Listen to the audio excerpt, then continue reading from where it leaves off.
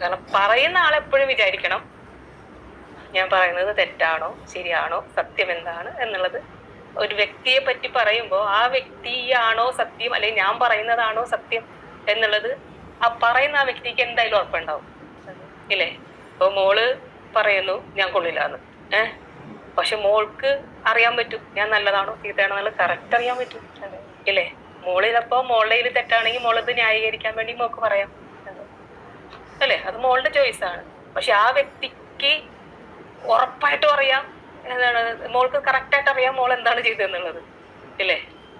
അപ്പൊ അതുകൊണ്ട് പ്രേക്ഷകരെന്ത് പറഞ്ഞാലും നമ്മളത് കേട്ടേ പറ്റുള്ളൂ. കാരണം ആ ഇപ്പൊ എന്നെ പറ്റി പറയുകയാണെങ്കിൽ എന്റെ കുഴപ്പമില്ല, ആ പറയുന്ന ആളുടെ കുഴപ്പമാണ്. പറയുന്ന ആളെന്താണോ പറഞ്ഞത് അവരതിനെ അനുകൂലിക്കും ഇല്ലേ? അവർക്ക് അറിയില്ലല്ലോ എന്താണ്.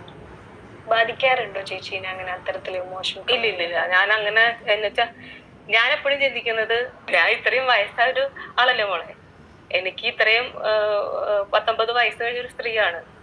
അപ്പോ നല്ലതേത് ചീത്തയേതെന്നൊക്കെ അറിയാനുള്ള ഒരു പ്രായവും പക്വതയൊക്കെ ഉണ്ട്. 17 വയസ്സുള്ള ഒരു കുട്ടിയൊന്നും അല്ല ഞാൻ ഇല്ലേ?